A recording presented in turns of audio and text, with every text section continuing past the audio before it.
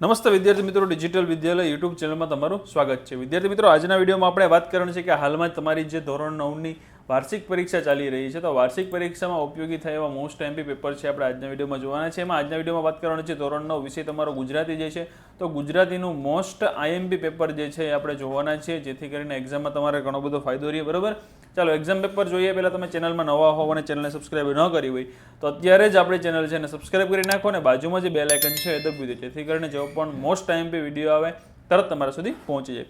તો વિભાગ એમાં સૌથી પહેલાં ગદ્ય વિભાગમાં તમને આપેલું છે જોડકા યોગ્ય રીતે જોડવાના છે। પેલું છે કે આપું શું કરશો, બોરડી ઉછેરશો। આ ઉક્તિ છે, એની સામે પાત્ર એનું શું છે, તો કે એમાં શું આવશે, પહેલામાં આવશે સયાજી રાવ, બરોબર છે। એને દહીં બહુ ભાવે છે। આ ઉક્તિ છે એ કયું પાત્ર બોલે છે, તો એને દહીં બહુ ભાવે છે, તો કે એમાં શું આવશે, એમાં આવશે આપણા અમરતા કાકી, બરોબર છે। તે પછી મારો દીકરો મારો 7 ખોટનો બાબુડો, આ વાક્ય કોણ બોલે છે, એમાં આવશે કાશી। અને ભાઈ ભાવનગર કોઈ દિવસ આવશો ને, તો આ કોણ બોલે છે, આ બોલે છે ઘોડેસવાર, બરોબર છે। ચાલો, ત્યારબાદ જે ખાલી જગ્યા છે પૂરવાની છે। હવે એમાં પાંચમું છે ગાંધીજીના પિતાને ખાલી જગ્યાનું દર્દ હતું, એમાં શું આવશે, ભગંદરનું દર્દ હતું। શેનું હતું, ભગંદરનું। છઠ્ઠું, ભારતનો ખાલી જગ્યા વૈભવ ખરેખર અદ્વિતીય છે, તો કયો વૈભવ, વિચાર વૈભવ છે એ અદ્વિતીય છે। સાતમું છે માર્કંડી ખાલી જગ્યાના ડુંગરમાંથી આવે છે, ક્યાંના ડુંગરમાંથી આવે છે, તો કે વૈજનાથના ડુંગરમાંથી આવે છે। આઠમું છે બાબુનો મિત્ર દેવલો સ્વર્ગમાં ખાલી જગ્યા બની ગયો, સ્વર્ગમાં શું બની ગયો, તો કે દેવાંશી અપ્સરા બની ગયો, બરોબર છે। ત્યારબાદ જે નીચે આપેલા પ્રશ્નોના એક વાક્યમાં ઉત્તર લખો। અરુણિમાના સંકલ્પના આધારે તમે શો સંકલ્પ લેશો। બીજું છે લેખકે યુગાન્ડા બેતાજ બાદશાહ, યુગાન્ડાના બેતાજ બાદશાહ તરીકે કોને ઓળખાવ્યા। તો આ બે પ્રશ્નો છે એના આન્સર તમારે આપવાના છે એક વાક્યમાં, બરોબર છે। આમાંથી 3-4 વાક્યમાં ઉત્તર આપવાના છે, કોઈ પણ 2 ના 4 માર્કના છે, 2 માર્કનો એક ક્વેશ્ચન થયો, બરોબર છે। એમાં છે કે અમેરિકાના ખેલાડીઓને લેખકે કઈ ચેલેન્જ કરી અને શા માટે। 12મું છે અમરતા કાકીએ દવાખાનામાં મંગુ માટે કરેલી ભલામણો નોંધો અને ગાંધીજીએ ચિઠ્ઠીમાં શું લખ્યું હતું, બરોબર છે। ત્યારબાદ જે 10-12 વાક્યમાં લખવાના ક્વેશ્ચન છે, ગમે તે 2 છે, 6 માર્ક છે, એટલે એક ક્વેશ્ચનનો 3 માર્ક છે, 3માંથી કોઈ પણ 2 તમને આવડે એ લખવાના છે। એમાં છે ગોપાળ બાપાનું પાત્રાલેખન છે। 15મું છે ભારતીય સંસ્કૃતિની કઈ કઈ વિશિષ્ટતાઓ પસંદ છે અને શા માટે, અને 16મું છે મહારાજા વજયસંઘજીની ઉદારતા તમારા શબ્દોમાં વર્ણવો, બરોબર છે। ચાલો, ત્યારબાદ વિભાગ બી છે પદ્ય વિભાગ છે, જોઈએ આપણે। પદ્ય વિભાગમાં સૌથી પહેલા કૃતિ અને સાહિત્ય પ્રકાર કહેવાનો છે પુત્રવધુનું સ્વાગત। તો પુત્રવધુનું સ્વાગત જે છે એ શું છે, તો કે સાહિત્ય પ્રકાર છે એનો કયો છે, તો કે એ ગીત છે। પછી મરજીવિયા, મરજીવિયા જે શું છે, તો કે એ છે એ સોનેટ છે, શું છે, સોનેટ। રસ્તો કરી જવાના, તો આ કૃતિ છે એનો સાહિત્ય પ્રકાર શું છે, તો કે ભાઈ એનો સાહિત્ય પ્રકાર છે ગઝલ। અને તેજમલ, તેજમલ જે કૃતિ છે એનો સાહિત્ય પ્રકાર શું છે, તો કે તેજમલ છે લોકગીત છે, બરોબર છે। ત્યારબાદ છે બ આપેલું છે ખાલી જગ્યા પૂરવાની છે। સાંજ સમય સાંભળ્યો વહાલો ખાલી જગ્યાથી આવે છે, ક્યાંથી આવે છે, તો કે વૃંદાવનથી આવે છે, ક્યાંથી, વૃંદાવનથી। 22મું શ્રી કૃષ્ણ અને સુદામા ખાલી જગ્યા ઋષિના આશ્રમમાં ભણેલા। ચાલો, આ કયા ઋષિના આશ્રમમાં ભણેલા બધાને આવડે છે, તો આ આન્સર બધાએ ફરજિયાત કોમેન્ટ કરવાનો છે। 23મું છે ખાલી જગ્યાથી ના ડરે એ મોતને ડારી શકે। કોનાથી ના ડરે, તો કે જે જિંદગીથી ના ડરે એ મોતને ડારી શકે। 24મું છે માતાના સ્વપ્નોને દીકરી ખાલી જગ્યા પડીએ નિંદરમાં આંજતી। તો માતાના સપનોને શું, તો કે રાત પડીએ નિંદરમાં આંજતી, બરોબર છે। ફરી પાછા સેમ એ જ રીતે ક્વેશ્ચન છે 1-2 વાક્યમાં। કામ કરે એ જીતી, આ ગીતમાં શેનું મહત્વ પ્રગટ થાય છે। 24મું છે કે રદીફ અને કાફિયા કયા કાવ્ય સ્વરૂપને સુસંગત છે। ત્યારબાદ છે 2 માર્કના ક્વેશ્ચન છે, 3-4 વાક્યમાં લખવાના છે। તમારી પ્રિય ઋતુ કઈ છે અને શા માટે। તમારે જે ઋતુ હોય, વર્ષા ઋતુ હોય, એટલે મીન્સ કે ચોમાસો હોય, શિયાળો હોય, ઉનાળો હોય। ઘરની અડવી ભીતો હવે શણગારથી કેમ શોભાવા લાગી, અને મરજીવિયાને પ્રિયજનોએ કઈ શિખામણ દીધી। ત્યારબાદ છે 10-12 વાક્યમાં આન્સર આપવાના છે। એમાં છે શ્રી કૃષ્ણને સુદામાનું વિદ્યાર્થી જીવન તમારા શબ્દોમાં વર્ણવો। 31મું છે સ્ત્રીના સાહસ અને શૌર્યને પ્રગટ કરતો પ્રસંગ તમારા શબ્દમાં લખો। અને 32મું છે ટાંકણાના ઘા સહીને આ પંક્તિમાંથી તમને શું શીખવા મળે છે એ સમજાવો, બરોબર છે। ચાલો, ત્યારબાદ છે વિભાગ સી। વિભાગ સી તમારો જે છે વ્યાકરણ વિભાગ છે, 20 માર્કનો વ્યાકરણ વિભાગ છે અને મોસ્ટ આઈએમપી વ્યાકરણ વિભાગ છે। આ કરી લેવાનું છે ખાસ, આમાંથી ઘણું બધું પૂછાશે। 33મું છે નીચેના શબ્દની સાચી જોડણી। પશ્ચાતાપ છે ને સાચી રીતે કઈ લખાય, તો કે આ રીતે લખાય પશ્ચાતાપ। પછી અભિષેક સાચી રીતે કઈ લખાય, તો કે અભિષેક, બરોબર, ત્રીજું જે આપેલું છે એ રીતે સાચી રીતે લખાય. ત્યારબાદ છે વાક પ્લસ દાન, શબ્દની સાચી સંધિ જોડો તો વાગદાન આવે. શું આવે એમાં? વાગદાન. બરોબર છે. પછી ત્યારબાદ તમને આપેલું છે નીચેનામાંથી દ્રવ્યવાચક સંજ્ઞા શોધીને લખવાની છે. તો લાકડું જે છે એ દ્રવ્યવાચક સંજ્ઞા છે. બરોબર છે. ત્યારબાદ છે સામાનાર્થી શબ્દ શોધીને લખો.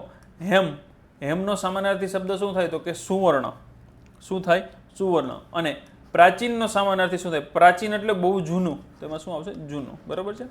ત્યારબાદ સામાનાર્થી નીચેનામાંથી કયો પ્રત્યય પૂર્વ પ્રત્યય તરીકે લાગે? પૂર્વ પ્રત્યય તરીકે કુ લાગે. શું લાગે? કુ. બરોબર છે. 38 છે નદી શબ્દનો લિંગ પ્રકાર. નદી છે એ શું છે? તો કે સ્ત્રીલિંગ છે. કયું છે? સ્ત્રીલિંગ. 39 છે નીચેનામાંથી વર્ણાનુપ્રાસ અલંકારનું ઉદાહરણ કયું નથી? વર્ણાનુપ્રાસનું કયું નથી? તો કે મહારાજ મીઠા લીંબુ જેવા બોરને જોઈ રહ્યા. આ વર્ણાનુપ્રાસ નથી. બરોબર છે.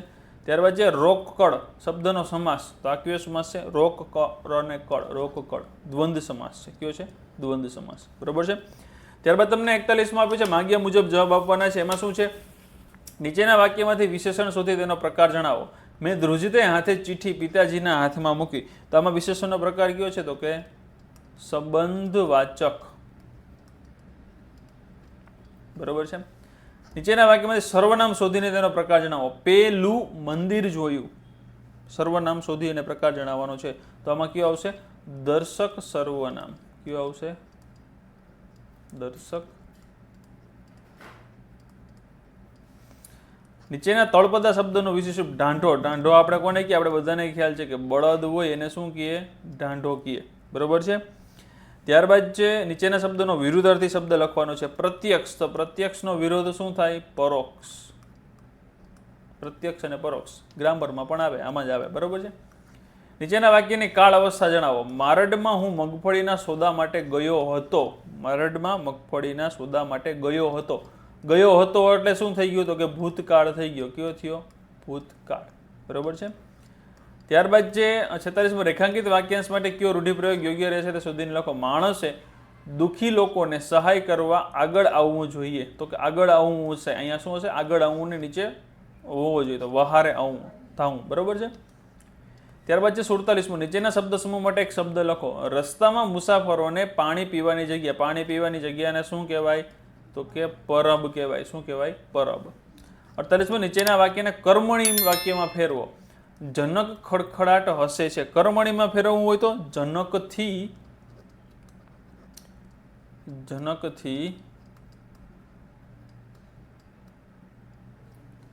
ખડખડાટ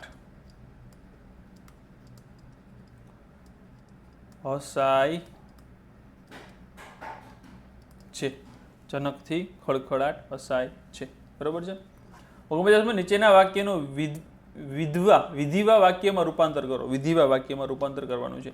એ મૂંગી છે પણ કંઈ બહેરી નથી. તો શું આવશે? એ મૂંગી છે એમને આવશે. એ મૂંગી છે. એ મૂંગી છે પણ બહેરીને શું કહેશું આપણે? પણ સાંભળી તો શકે છે ને. બરોબર. સાંભળી તો શકે છે ને. એ રીતે આપણે એમાં લખી શકીએ. બરોબર છે. ચાલો ત્યારબાદ 50 નીચેનું વાક્ય સાદું સંયુક્ત કે મિશ્ર વાક્ય છે તે ઓળખાવો. ડોસી રાંધતા હતા. આ વાક્ય કેવું છે? સાદું સંયુક્ત. કેવું છે? સાદું વાક્ય છે. બરોબર. ત્યારબાદ છે બિંદુ શબ્દના ધ્વનિ ઘટકો છૂટા પાડો. બિંદુ શબ્દ છે તો પેલા એમાં તો અડધો બ પ્લસ ઈ પ્લસ બિંદુ ન અડધો અખોડો. બરોબર. બિંદ અને ઉ. બરોબર છે. નીચેના વાક્યમાંથી રવાનુકારી શબ્દ શોધો. અષાઢના ઘનગર્જન ઝીલિયા અને રણઝણતા ઉરંત તે. તો એમાં શું આવશે? રણઝણતા જે છે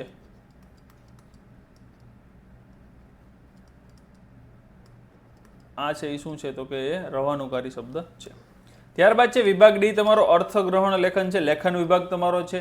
એમાં 4 માર્કનું તમારે છે. નીચે આપેલ પંક્તિઓને આશરે 15 વાક્યોમાં અર્થ વિસ્તાર કરો. સફળતા જિંદગીની હસ્તરેખામાં નથી હોતી. ચણાયેલી ઇમારત એના નકશામાં નથી હોતી. આનો તમારે છે એ અર્થ વિસ્તાર કરવાનો. જિંદગીમાં સફળતા છે એ હાથ જોઈને, મીન્સ કે તમે ખાલી હાથ જોવરાવ્યા રાખો તમને સફળતા ન મળી જાય, એના માટે સખત મહેનત કરવી પડે. બરોબર છે? તો મહેનત કરતા રહ્યો, આશા ન રાખો, સખત મહેનત કરવાની. હાથ જોવરાવે નસીબથી, નસીબમાં હશે થઈ જશે એવું નહીં, પણ સખત મહેનત કરતા રહ્યો, એવો ટૂંકમાં સાર છે એનો. 53મું છે ગરીબોના કૂબામાં તેલનું ટીપું દોહેલું ને અમીરોની કબરો પર ઘીના દીવા થાય છે. બરોબર છે?